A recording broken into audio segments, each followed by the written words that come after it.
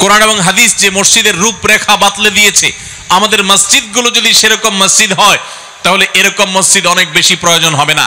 একটি মসজিদ গোটা পৃথিবীকে পরিবর্তন করার জন্য যথেষ্ট হবে ইনশাআল্লাহ। একটি আদর্শ মসজিদের যে রূপরেখার কথা কোরআন এবং হাদিস বলেছে, নাম্বার 1, একটি আদর্শ মসজিদের জন্য সর্বপ্রথম যে বিষয়টি থাকতে হবে তা হবে যে মসজিদ হবে তাওহীদ চর্চার কেন্দ্রবিন্দু।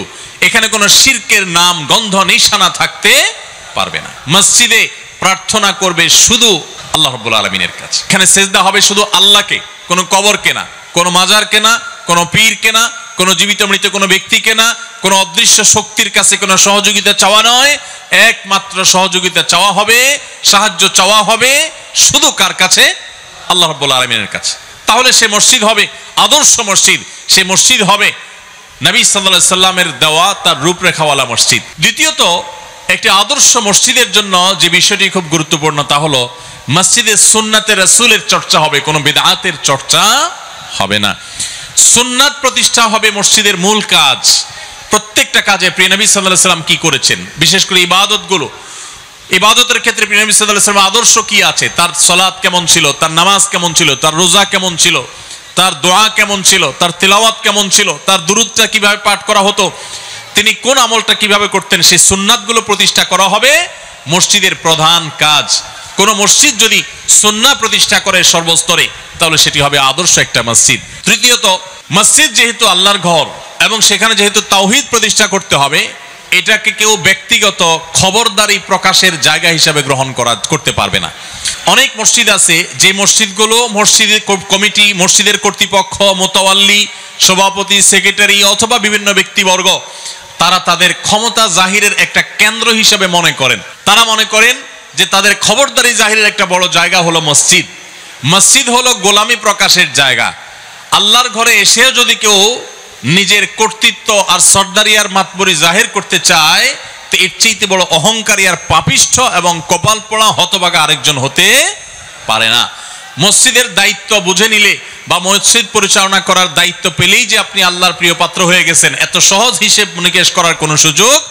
এই জন্য আদর্শ মসজিদের জন্য এই জিনিসটা খুবই জরুরি যে মসজিদ কর্তৃপক্ষ ইমাম সাহেবকে, খতিব সাহেবকে বলবেন পরিষ্কারভাবে যে আপনি কোরআন এবং হাদিসের আলোকে আমাদের মসজিদকে আপনি আলোকিত করবেন, আবাদ করবেন। কোরআন হাদিসের বাইরে মন গড়া জিনিস আমরা চাই না। আজকাল সেই মসজিদ কমিটি খুব কমই পাওয়া যায় যে মসজিদ কর্তৃপক্ষ ইমাম সাহেব, খতিব সাহেবকে সে ফ্রিডমটা দেন, তাদেরকে সে স্বাধীনতা দেন, তাদেরকে তাদের কথা বলবার সুযোগ দেন। অবশ্য ইমাম খতিবদেরও দায়িত্ব আছে মসজিদ কমিটিকে বুঝিয়ে তাদেরকে কাউন্সেলিং করে তাদের কাছ থেকে বেশটা আদায় করে নেওয়া এবং মসজিদকে আদর্শ মসজিদ হিসেবে গড়ে তোলা। ভাইরা আমার, একটি আদর্শ মসজিদের জন্য আরেকটি গুরুত্বপূর্ণ যে বিষয়টি দরকার সেটি হলো মসজিদে ইমাম এবং খতিব মুয়াজ্জিন যারা থাকবেন এটাকে তাদের পেট পালার মাধ্যম হিসেবে গ্রহণ করবেন না। শরিয়াত দৃষ্টিকোণ থেকে ইমামতি, খতিবগিরি করে টাকা নেওয়া, বেতন নেওয়া জায়েজ হলেও এটা তাদের রুটি রুজির মাধ্যম না। এটাকে যদি তারা একমাত্র রুটি রুজির মাধ্যম বানান, এটাকে যদি তারা শুধুই প্রফেশন হিসেবে দেখেন তাহলে কখনো একটি আদর্শ মসজিদ গড়ে ওঠা সম্ভব নয়। তাদের এটা হবে সেবা, এটা হবে তাদের দায়িত্ব পালন, এটা হবে আল্লাহর ভয় থেকে একজন ইমাম, একজন খতিব তার মুসল্লিদের, তার মুক্তাদিদের কারোর দুর্বলতা, কোনো ত্রুটির কথা মনে করে আল্লাহর কাছে ভোর রাতে তাহাজ্জুদের সময় দোয়া করবেন, সেজদায় দোয়া করবেন, নামাজের পর দোয়া করবেন, বিভিন্ন সময় দোয়া করবেন তাদের জন্য। এটা হবে একজন আদর্শ ইমাম, একজন খতিবের দায়িত্ব। একজন আদর্শ ইমাম খতিব ছাড়া একটা আদর্শ মসজিদ সম্ভব নয়। আদর্শ মসজিদ তখন হবে যখন সেই মসজিদের ইমাম, খতিব, মুয়াজ্জিন সবাই আদর্শবান হবেন। ইমাম খতিবদের উচিত মসজিদগুলোতে নানাবিধ আয়োজন করা, বিভিন্ন প্রোগ্রাম করা, প্রোগ্রামের মাধ্যমে এলাকাবাসীকে নানাবিধ ভাবে উপকার পৌঁছানো। আমাদের প্রিয় নবী সাল্লাল্লাহু আলাইহি ওয়াসাল্লাম মসজিদ আপনারা জানেন শুধু নামাজ পড়ার ঘর ছিল না। সারা বাংলাদেশে মসজিদগুলো এখন বেশিরভাগ মসজিদগুলো হলো নামাজের ঘর। শুধুমাত্র সেখানে নামাজটা হয়, নামাজের পরে আবার তালা মেরে দেওয়া হয়, বাস শেষ। অথচ মসজিদ থেকে আমরা নানাবিধ সামাজিক কর্মকাণ্ড আমরা করতে পারি। বিশেষ করে আমাদের সমাজে পারিবারিক ব্যবস্থা ভঙ্গুর হয়ে গেছে, দাম্পত্য জীবন ভয়ঙ্কর একটা অবস্থা পার করছে। আমরা জানি স্বামী স্ত্রীর মধ্যে মনোমালিন্য চরম আকারে, ঘরে ঘরে সংসার ভেঙে খান খান হয়ে যাচ্ছে। এরকম কঠিন পরিস্থিতিতে মসজিদের ইমাম সাহেবরা যদি প্রশিক্ষণ নিয়ে তারা যদি কাউন্সিলর হওয়ার দায়িত্ব নেন, কাউন্সিলর বলতে মানুষকে কাউন্সিলিং করা, এবং ফ্যামিলি কাউন্সেলিংটা যদি তারা সঠিকভাবে করতে পারেন, তাহলে ইনশাআল্লাহ আমাদের সমাজের এই ভয়াবহতা কিছুটা হলেও রোধ করা সম্ভব। আল্লাহ তাআলা আমাদের সমস্ত মসজিদগুলোকে সেরকম মসজিদ হিসেবে কবুল এবং মঞ্জুর করবেন, আমিন। মসজিদ হলো ইসলামী সমাজ ব্যবস্থার হৃৎপিণ্ডের মতো। মানুষের শরীরের জন্য, মানুষের জন্য হৃৎপিণ্ড যেরকম গুরুত্বপূর্ণ অঙ্গ, ঠিক একইভাবে মসজিদ হলো একটা মুসলিম সমাজের হৃৎপিণ্ডের মতো। মসজিদ ছাড়া একটা মুসলিম সমাজ কখনো চিন্তাই করা যায় না, কল্পনাই করা যায় না। এই জন্য আমাদের প্রিয় নবী সাল্লাল্লাহু আলাইহি সাল্লাম মক্কা থেকে মদিনায় হিজরত করে আসার পর সর্বপ্রথম যেই কাজটি করেছেন, সর্বপ্রথম যে আমলটি করেছেন, সেটি ছিল মসজিদ নির্মাণ। মসজিদ নির্মাণের আমলটি আমাদের প্রিয় নবী সাল্লাল্লাহু আলাইহি সাল্লাম সবকিছুর আগে করেছেন। ইসলামের ইতিহাসে প্রিয় নবী সাল্লাল্লাহু আলাইহি সাল্লামের স্বহস্তে নির্মিত, তার তত্ত্বাবধানে নির্মিত সর্বপ্রথম মসজিদের নাম কি? মসজিদে কুবা। প্রিয় নবী সাল্লাল্লাহু আলাইহি সাল্লাম মক্কা থেকে হিজরত করে যখন মদিনায় প্রবেশ করেছেন, কুবা অঞ্চল দিয়ে, কুবা এলাকা দিয়ে প্রবেশ করেছেন মদিনায়। আর কুবা এলাকায় মদিনার মানুষ সমবেত হয়েছিল প্রিয় নবী সাল্লাল্লাহু আলাইহি সাল্লামকে অভ্যর্থনা জানাবার জন্য। আর সেই জায়গায় দাঁড়িয়ে তিনি সর্বপ্রথম কুবায় মসজিদ নির্মাণ করেছেন, সেখানে অবস্থান করে মসজিদ নির্মাণ করেছেন, সেখানে সালাত আদায় করে তারপর সামনে আরো মসজিদ নির্মাণ করেছেন। এরপরে মদিনার কেন্দ্রে যখন প্রবেশ করেছেন, আজকে যেখানে মসজিদে নববী অবস্থিত, সেখানে যেও তিনি প্রথম কাজ করেছেন মসজিদ নির্মাণ। নিজের বাসাবাড়ি নির্মাণ, নিজের থাকার জায়গা, ঠাঁই, এগুলো সব পরে চিন্তা করেছেন, আগে মসজিদ নির্মাণ করেছেন। এবং মদিনার মসজিদকে কেন্দ্র করে আজ গোটা পৃথিবীব্যাপী যে ইসলাম আমরা দেখতে পাচ্ছি, ইসলামের সৌন্দর্য, ইসলামের সুঘ্রাণ ছড়িয়ে পড়েছে, এটির কেন্দ্রবিন্দু ছিল মসজিদে নববী। সেই মসজিদে নববী থেকে গোটা ইসলাম সারা পৃথিবীতে ছড়িয়ে পড়েছে। তো এই জন্য একজন মুসলমানের কাছে মসজিদ অত্যন্ত গুরুত্বপূর্ণ একটি প্রতিষ্ঠান।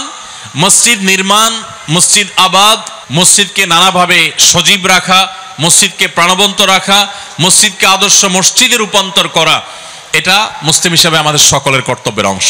মসজিদগুলোর শক্তি সম্পর্কে আমরা অনেক মুসলমান জানি না। আজ পৃথিবীর বিভিন্ন প্রেসিডেন্ট, পৃথিবীর বিভিন্ন রাষ্ট্রনায়কেরা তারা তাদের জাতির উদ্দেশ্যে সাপ্তাহিক বক্তব্য দিয়ে থাকেন, বুলেটিন প্রকাশ করে থাকেন। এই মসজিদ হলো সেই প্রতিষ্ঠান, মুসলমানদের এই মসজিদ থেকেই সর্বপ্রথম এই আইডিয়া দেয়া হয়েছে। সপ্তাহে একদিন এলাকার সর্বস্তরের মানুষের উদ্দেশ্যে ভাষণ দিবেন সম্মানিত খতিব, এবং তাদের সুবিধা অসুবিধা, তাদের করণীয় বর্জনীয়, তাদের জন্য প্রয়োজন নির্দেশনা তিনি প্রদান করবেন। এর মাধ্যমে একটা আদর্শ এবং সুন্দর সমাজ গড়ে উঠবে। তো এটার কেন্দ্র হলো যে মসজিদ, সে মসজিদগুলো যদি আদর্শ মসজিদ হয়, সে মসজিদ যদি কোরআন এবং হাদিস যে মসজিদের ছক এঁকে দিয়েছে, কোরআন এবং হাদিস যে মসজিদের রূপরেখা বাতলে দিয়েছে, আমাদের মসজিদগুলো যদি সেরকম মসজিদ হয়, তাহলে এরকম মসজিদ অনেক বেশি প্রয়োজন হবে না। একটি মসজিদ গোটা পৃথিবীকে পরিবর্তন করার জন্য যথেষ্ট হবে ইনশাআল্লাহ। সময়ত ভাইরা আমার, মসজিদে নববীতে একটি মসজিদই ছিল, যে মসজিদ আমাদের মসজিদগুলোর মতো এত দামি পাথর ছিল না, যে মসজিদগুলোতে আমাদের মসজিদগুলোর মতো এত উন্নত নানা রকমের ব্যবস্থাপনা, এয়ার কন্ডিশন থেকে নিয়ে নানা রকমের সাউন্ড সিস্টেম আজকাল যেগুলো থাকে আধুনিক, এর কোনো কিছুই যে মসজিদে ছিল না। সেই বাহ্যিকভাবে দুর্বল অবকাঠামোর উপর দাঁড়িয়ে থাকা সেই মসজিদ এতটা শক্তিশালী ছিল, গোটা পৃথিবীর মোড় এটাকে খুব অল্প কিছুদিনের মধ্যে পরিবর্তন করে গোটা পৃথিবীর নেতৃত্বের আসনে মুসলমানদেরকে বসে দিয়েছিল এই মসজিদে নববী। আজও যদি আমরা আমাদের মসজিদগুলোকে সেরকম আদর্শ মসজিদ বানাতে পারি, তাহলে ইনশাআল্লাহ সমাজের চেহারা বদলাতে খুব বেশি সময়ের প্রয়োজন হবে না।